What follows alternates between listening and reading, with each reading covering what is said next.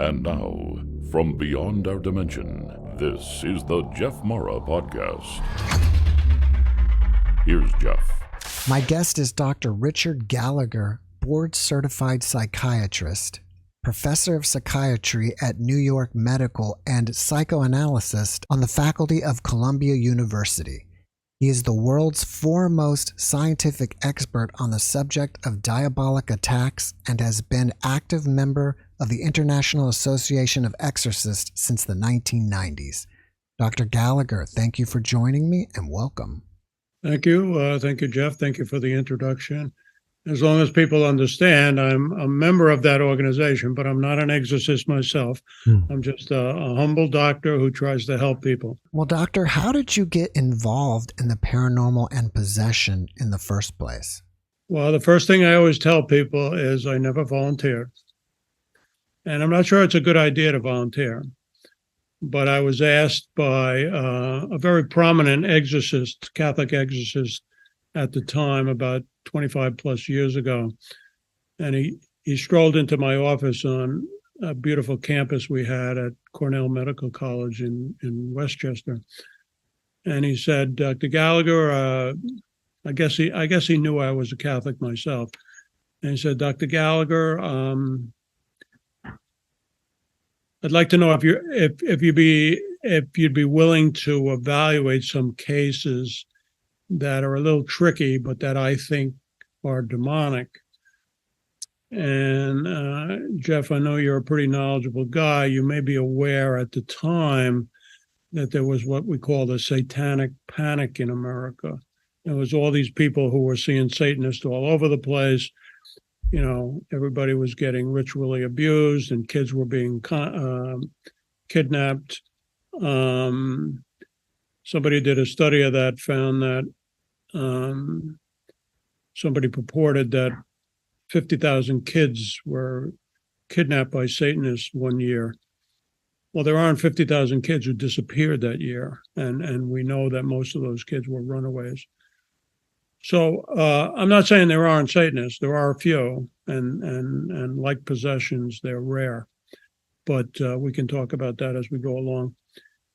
So anyway, this very polite, erudite, but rumpled-looking priest knocks on my door at Cornell, and he says, so would you be willing to do that? And I had just finished my residency at Yale, and I was a little skeptical of this whole business.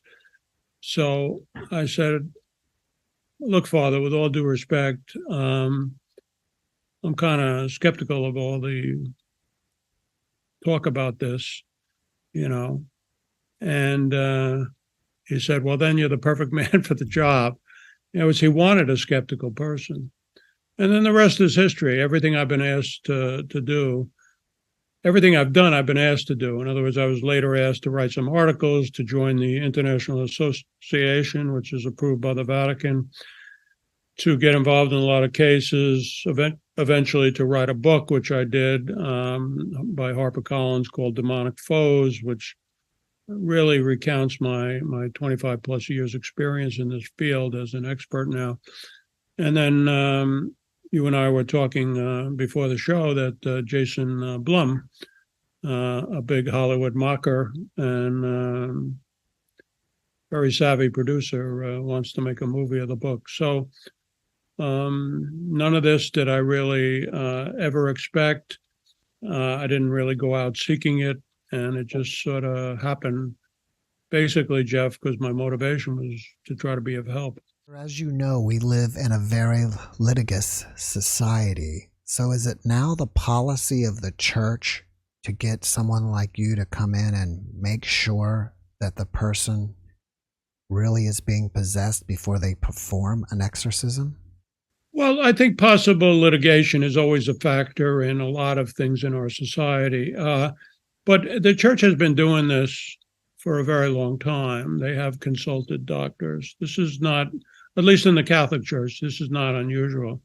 You can read the famous manual for discerning and treating possessions. It's called the Roman Ritual. It was written in 1514, I think. And even at that time, it doesn't mandate it, but it does strongly recommend, if there's any doubt, that doctors should be consulted to rule out mental illness and other strange conditions. And implied in your question, there probably is more of a sensitivity, especially in America, where we have a lot of lawyers. As I always tell my European exorcist friends, you come to America, you got to be a little more careful. And at least in America, and again in the Catholic Church, which is a big part of my experience. Although I've certainly evaluated non-Catholic people and people of other religions who also can get possessed. And the point is that anybody who is involved in this field, and I'm primarily here talking about clergy, has to be careful, should be careful, because there are a number of psychiatric conditions and other medical conditions too that both in today's world and in history have been confused with possession. And again, at least in the Catholic Church, the exorcist is supposed to arrive at a discernment with, quote, moral certainty. You're not supposed to say, well, maybe this is, maybe this isn't, this is my spiritual intuition.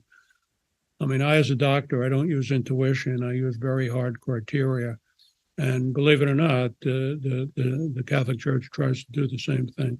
You mentioned that you were a skeptic. What was the pivotal moment, or can you tell us about the case that changed you from a skeptic to a believer? Well, the first case that I saw that he wanted me to evaluate was a woman from out west. I was in the Northeast, and she had come about 2,000 miles to see this priest because he was, at that time, there weren't very many exorcists. One of the reasons I got a tremendous amount of experience early on, Jeff, was because I worked with, two of the three of the most experienced exorcists at the time who were rare, at least in the Catholic Church, and would travel all over. So I saw a lot of cases. But long story short, this woman claimed, and her husband, they claimed that she was being beaten up by evil spirits. This was not a possession. This is what would be called an oppression. There are these different categories. And I saw the bruises. She said that she had been checked out by doctors. I myself also checked her out. For instance, we tested her for bleeding disorders. We tested their platelets. I sent it to a hematologist. There seemed to be no explanation, and she seemed to be a very credible person who basically said to me, with, I thought, a lot of truthfulness and credibility, I'm just lying in bed. I have these spirits attack me. My family and friends see it. They're helpless. So my job was to basically rule out any kind of medical or psychiatric problem. And I said to the priest eventually, look, I don't find any medical or psychiatric reason. And he said, well, Dr. Gallagher, that's exactly what I expected. This is what we call an oppression. I saw a number of cases subsequently. I have probably seen more cases than any other physician in the world, perhaps in history, given Zoom and telephone and all that. I can tell you about the case that really kind of knocked even my socks off, especially early on. And by the time I finished seeing her, this was a committed Satanist, who, as I imply, is a fairly rare phenomena, but they exist. And she was so dramatically possessed, Jeff. Again, I can give you details if you want it. She was so dramatically possessed that there was no doubt in my mind that this was a demonic attack. How do you differentiate the diagnosis between a medical condition versus a true possession? Well, believe it or not, it's not, to an experienced doctor, it's not really that difficult. Obviously, I was trained somewhat in internal medicine as well. And I certainly went to a very good training program at Yale in psychiatry. And look, most psychiatrists can recognize diseases, and including mental illnesses. And so there are psychotic individuals who claim that demons are speaking to them, and we know those are hallucinations, say. There are people with what we call personality disorders or histrionics who somehow imagine they're being attacked by spirits, and or who maybe suffer from what used to be called multiple personality disorder. There are some evil people in the field, we call them sociopaths, who seem dominated by such nasty, nefarious behavior that other people will sometimes think they're possessed. Now, all those individuals have to be ruled out. I don't believe any of those individuals are demonically, overtly attacked. I guess as a Christian, I could say they might be influenced a little bit like an evil person, but they certainly are not possessed or have what's called an extraordinary attack. So to an experienced doctor, you can rule that out. And again, I know enough medicine that people with seizures or Tourette's or these other strange conditions that in the past sometimes were thought to be exclusively caused by demons, we can rule those out too. So it's very helpful when there is doubt. And sometimes there's very little doubt because what you see is clear evidence of a foreign entity within a person. The classic criteria of the church, all of which I've seen, are a demonic voice coming out of the individual, often very hostile to religion, who can speak foreign languages often, who often knows amazing facts about people. This woman I was referring to, who was a little notorious on the internet, her name is Julia. That's her pseudonym. I always, every fact in my book, Jeff, is 100% true, except I obviously changed the names of people. And I'm going to call her Julia. Julia would tell me, for instance, how my mother had died years earlier, but she would do it with a lot of people. So she had all this kind of hidden knowledge. And then something that can seem like a little more subjective, but if you follow these cases closely as I have, sometimes these individuals will have strength that goes so far beyond the normal. I mean, these are not manic patients. These are not agitated patients or just your garden variety violent person. We had a woman who was possessed. She took the deacon, who was a Lutheran deacon, who was very inexperienced. When he started saying prayers over her, this 90-pound, soaking wet, possessed woman, who looked quite frail, actually, she took this 200-pound guy and threw him across the church hall. That's not human. That's something more. So when you see these extraordinary things in the context of maybe a possible reason why this person would be possessed, you have a good history suggestive of a possession, as opposed to somebody who presents a simple case of a medical or psychiatric disorder. You have to take a careful history, and sometimes you have to do even tests like a CT scan or something.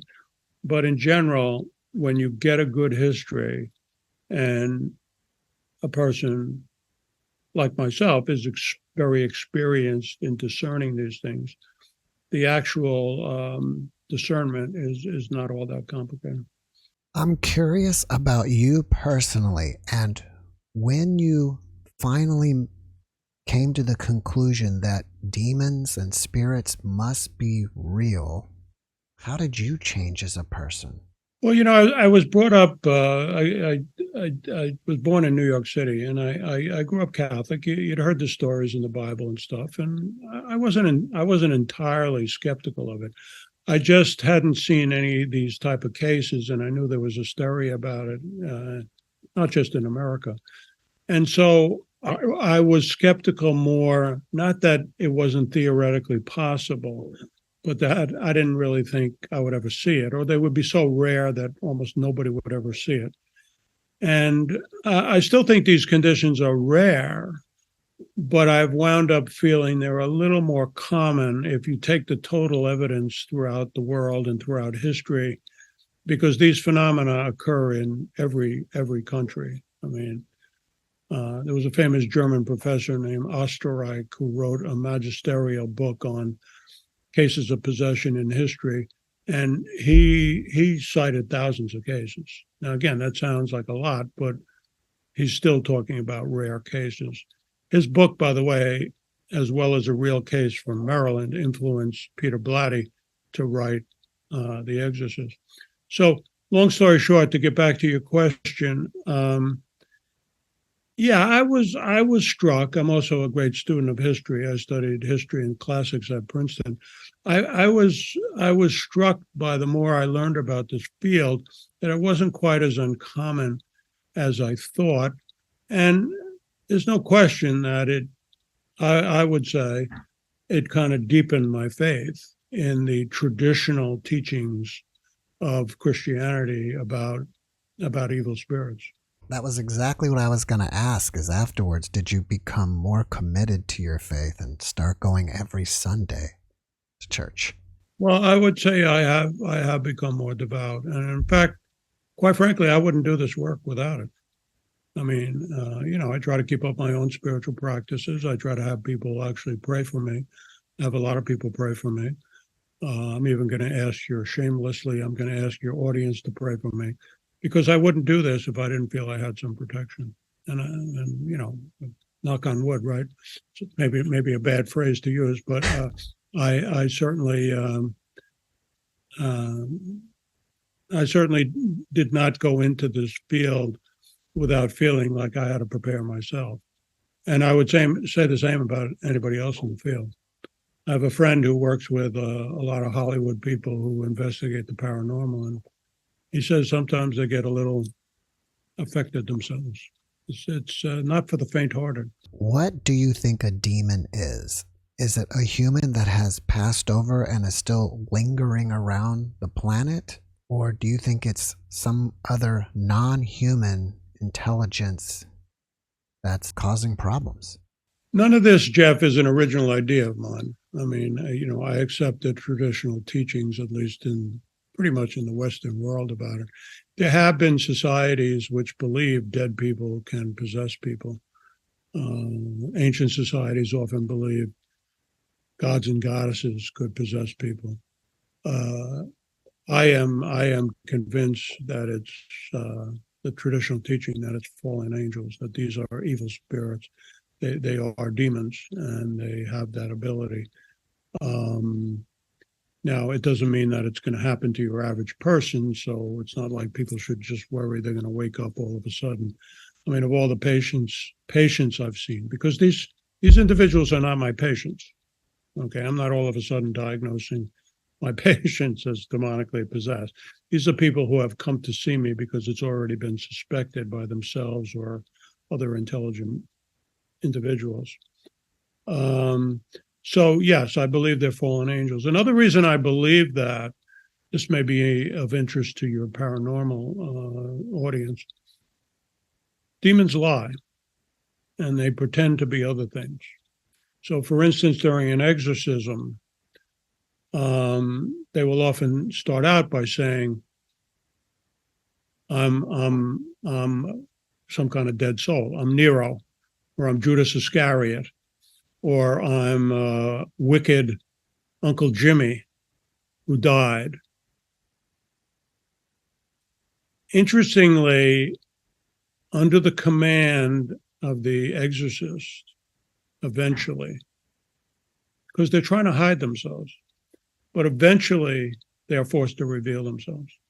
Now, no good exorcist is going to say, this is because of my magical skills. What they're going to say is, eventually, because of the prayers, which is really what an exorcism is, and the person's own effort to fight the demon by reforming their life, the demon is forced to admit who they are.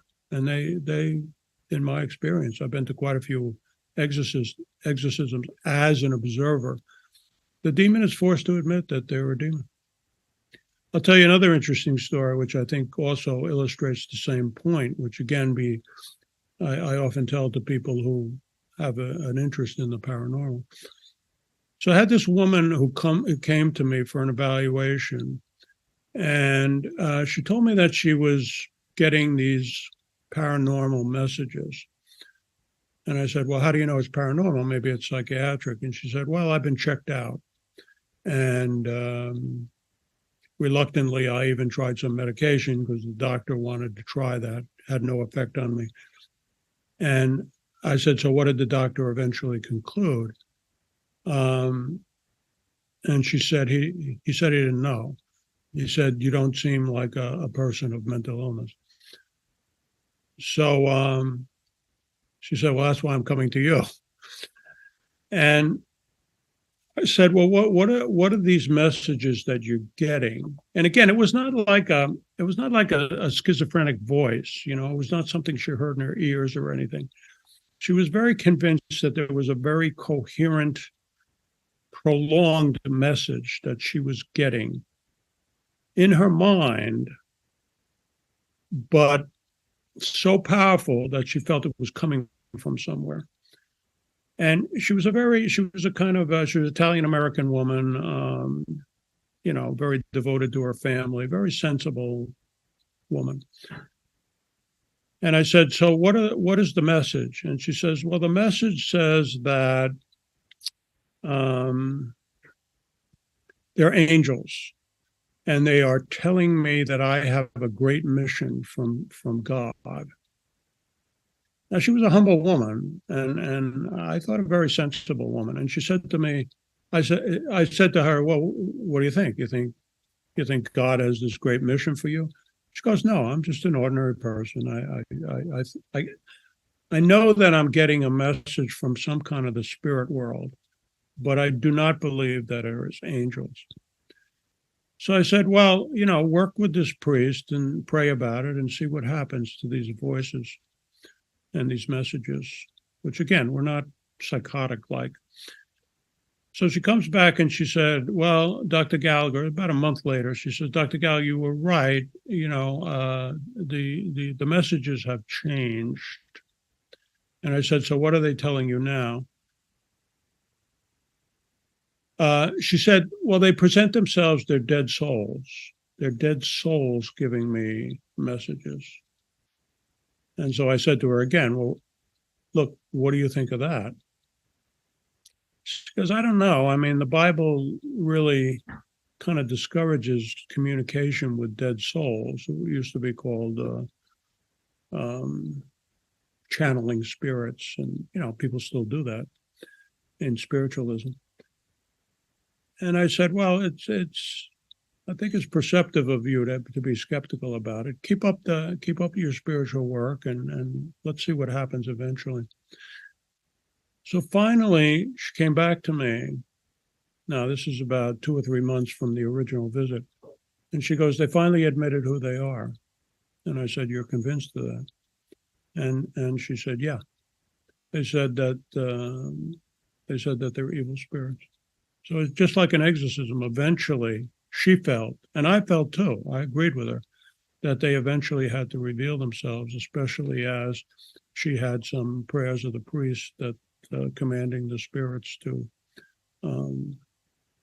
reveal themselves. Now, that woman was not possessed. That woman just had evil spirits. The first woman I talked about, the woman who was beaten up by spirits, people use different terminology, Jeff, but I like to call her attack an external attack, an external oppression. This woman had what's called an internal oppression. In other words, rather than attacking her body, which evil spirits can do, they can hit people, they can choke people, they can scratch people. I'm sure you've heard all those stories and seen the movies. This woman, her inner world was attacked, and basically demons were trying to confuse her. And demons have done that through all history. So some cultures who believe in possession believe that it's by dead souls. in Jewish folklore, they believed that there was a wandering soul called a Dybbuk who would attack people. I'm sort of skeptical of that. I think that I've seen demons lie so much that I think probably those were evil spirits too. On a lighter note, I believe you mentioned that your book Demonic Foes is being made into a movie. Who would you like for you to play you? It'd be nice if Brad Pitt did, but I don't think that's likely to happen. That's a good choice. I don't think that's likely to happen. There's a famous director, Tom McCarthy, who's done some very good movies, and he did Spotlight, for which that movie won the Academy Award. And he's on board with Jason Blum, who's a big Hollywood producer, and they're very enthusiastic about making a movie centered on a woman I highlight in the book who was the Satanist named Julia. And she had an incredibly flamboyant case. If you think about it, it was amazing. Aspects of her case were amazing. Number one, she was a high priestess of a satanic cult who agreed to talk to me. She agreed to talk to me, not a patient, because she had to, because the priests were quite concerned about her ambivalence. Number two, she had what turned out to be, in the view of these very experienced priests, she had what was said to be the most flamboyant possession any of them had seen. And number three, she was very grateful for my seeing her pro bono and trying to be of help to her, because we were exploring why she was so conflicted about getting an exorcism. And she said, Dr. Gallagher, if you want to write about me, or talk about me, as long as you change my name, it's okay. And it is a case that I've written up in a journal, and I highlight in the book. The tragic part is that she never left the cult. She was afraid to leave the cult. And I had evidence of the cult too, because this was not fantasy. This was a real thing that this cult threatened a few people, sort of implicitly me a little bit. But she was the whole 9 yards, this woman. I mean, she had all kinds of psychic abilities. And then remarkably, I never saw this, but I've heard it from about 35 other people, including people who observed it with her, but also other cases. She levitated for about 30 minutes during the last exorcism. And then tragically, she dropped out. She knew she was possessed. I mean, she was not a psychotic person. She knew, so she wanted to be relieved, but she was too afraid of the cult. She thought she was going to be harmed by the cult for turning to the church. What predisposes a person to demonic attacks, oppressions, and possessions? Well, there are exceptions where even very holy people can get attacked to a degree. A very serious demonic attack, however, including all the possessions I've seen, and I've seen quite a few now in my life, somehow the person has invited it in. That may even be a little almost unconsciously or unwittingly, but the way they've invited it in is by, it's obvious in the case of the Satanist Julia I just mentioned. She turned to Satanism. She worshiped Satan, I mean, literally, and she told me she did. And she was very serious about it. This was not some, teenage prank. And she knew herself that part of the price, in her case at least, not in everybody's case, but in her case, for turning to Satan was that she was possessed. Strangely, she was still grateful to Satan. I mean, it's a bizarre situation. So she clearly had turned to something dark, something occult. In her case, the maximum, the actual worship of Satan. Other people can get possessed by turning in a serious way to something evil. And sometimes they explicitly or implicitly invite dark forces in. I dealt with a guy who was a drug lord, and he turned to the Mexican satanic cult, which I don't think he really necessarily thought was satanic, but it was kind of a dark death cult. It's called Santa Muerte. And all of a sudden, he became a very successful gangster. He felt that he too was benefiting from his involvement until the day the police arrested him and they sent him to prison. The prison chaplain working with him discerned that he was possessed. Now, eventually, he did turn back to his Catholic upbringing and practices and renounced his crime career. And eventually he was delivered. And that shows the difference between a Satanist who never renounces Satan versus someone else who turns to the occult and evil ways and then renounces it. You have to, exorcisms are not just magic prayers like a witch doctor. They have to be accompanied by the person reforming their lives and turning, we would say to God, as people know it. In the Christian tradition, we would say they have to turn to our Lord.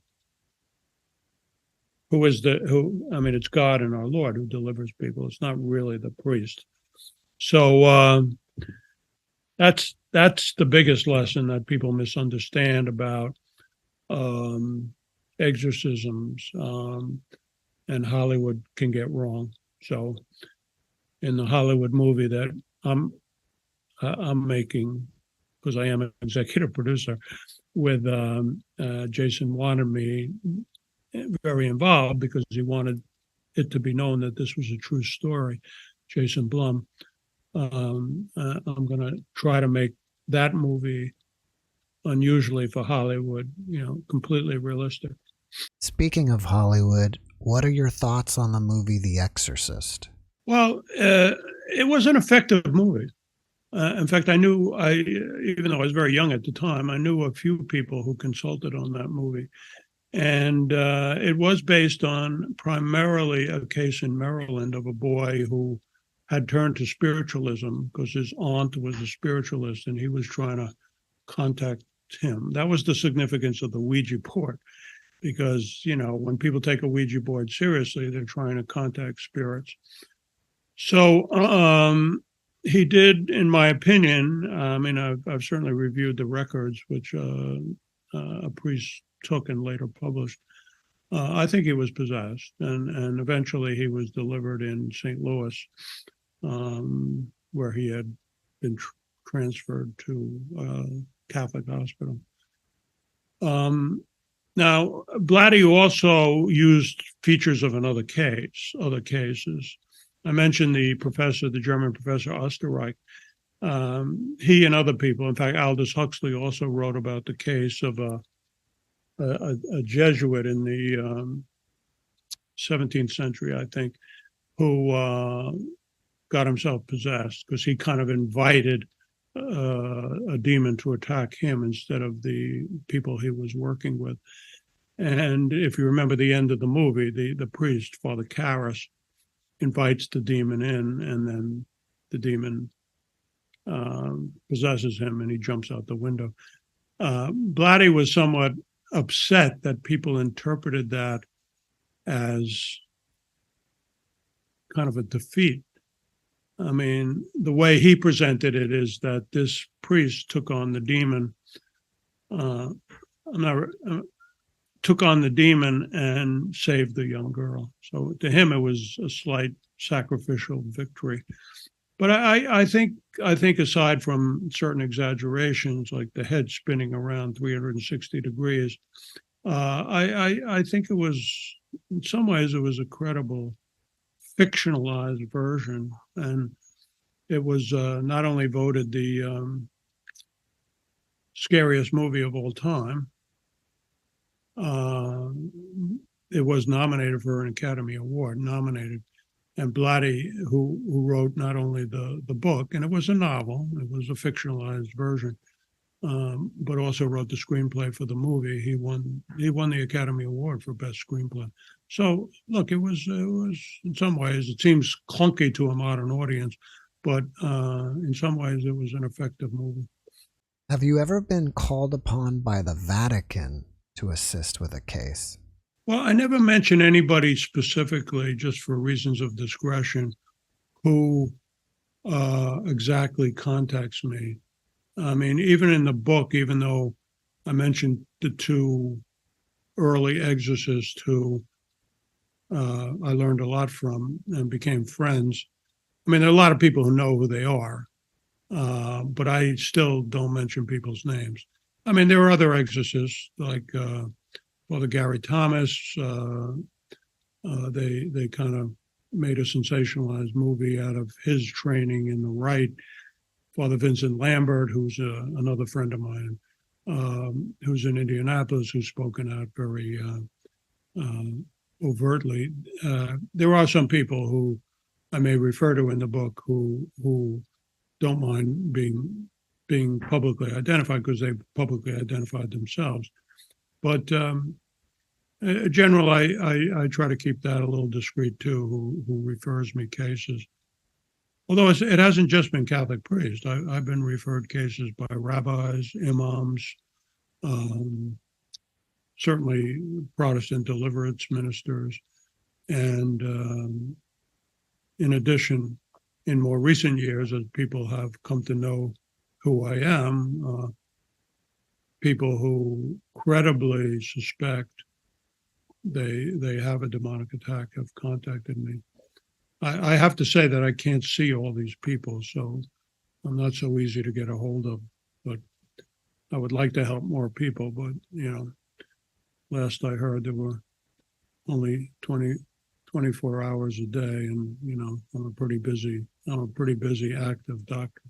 Is it true that in order to be an exorcist, you cannot have any living relatives because they may be attacked? That is not true. It sounds like that exorcisms are not always 100% effective. And that's because if the person themselves doesn't participate in wanting the demon to leave? Well, it's a good question that has a complicated answer because ultimately,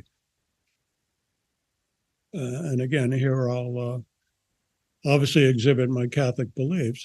It's up to our Lord. Our Lord decides when to free somebody.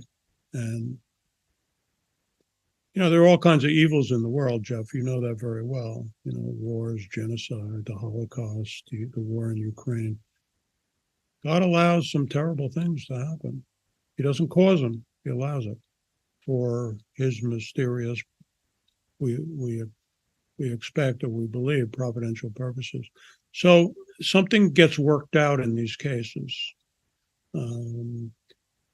Often a lot of people learn the reality of supernatural and diabolic realities. It is certainly true that if the person doesn't work at it, the person doesn't tend to be successfully delivered. However, even the people who work at it may take a while. I have seen possessions work in one session, but I've seen others that drag on for weeks and months and even years. And, I'm not God, so God's purposes somehow are mysteriously being worked out. Now, it's not something that God wants to happen, but it is something that has some cosmic meaning. Sometimes for the skeptics who surround a case, who I'll tell you, it concentrates the mind when you see these things. It's very hard to be a skeptic when you've really attended an exorcism. Do you think the abuse of alcohol and drugs makes one more susceptible to entanglements with demons? Not really put that way. Put simply, no. For instance, there are, tens of millions of people. I mean, I'm a psychiatrist. There are tens of millions of people who abuse drugs and alcohol. I don't think something like that in itself causes it. Now, somebody who is destroying their life or the life of others by, say, drug use, they are being drawn into something kind of evil. And so if the abuse of a substance drags you into some kind of evil or very unsavory state, then it could be a contributing factor. In itself, I don't think, there's no magic correlation between, being a nice guy and an alcoholic and then all of a sudden getting possessed. It doesn't work that way. What do you think are the motives of the demons in wanting to be attacking people in the first place? What is the motive of a cruel person? It's sadism. And these evil spirits get pleasure out of tormenting people. They feel, and as fallen angels, I suppose they would. I believe that angels are very, for the most part, are very, very smart. They're smarter than human beings. So they regard us as their inferior. I remember when I heard a woman who was possessed call the priest, "You monkey." They think of us as monkeys, as inferiors. So they certainly attack us just sort of like somebody tormenting a dog. And they get sadism out of it. I think in one sense, they're also trying to attack God, whom they hate, because they're excluded. They've really excluded themselves. I mean, that's the whole point of the rebellion of the angel. They have excluded themselves from God. And yet at the same time, they know this is not necessarily a happy outcome. It's some kind of outcome. They have some kind of society in the place where they are. But they don't want to renounce their ways. Maybe some of their few pleasures is to torment people. And indirectly, they're getting back at God. Obviously, the Christian teaching is we're made in the image of God, and we can join God at some point, which they've forsworn that possibility. And so I think probably even their deeper motive than sadism is hatred of God. You can't really attack God. I mean, the victory belongs to God. I'm certainly betraying my solid Christian beliefs. The victory belongs to God. However, they can try to torment his creatures. Do you have any other interests in other subjects of the paranormal, like UFOs or Bigfoot or anything else? Well, Jeff, in the little time we have left, as you know, yes, I've had a great interest in that stuff, and this is going to sound almost fundamentalist, and I'm not a fundamentalist. I believe in evolution. I believe in the Big Bang. I'm a physician. I believe in science. I think a lot of the phenomena that you're talking about are tricks. People are really experiencing something. I mean, some of it is just their imagination or their misperception.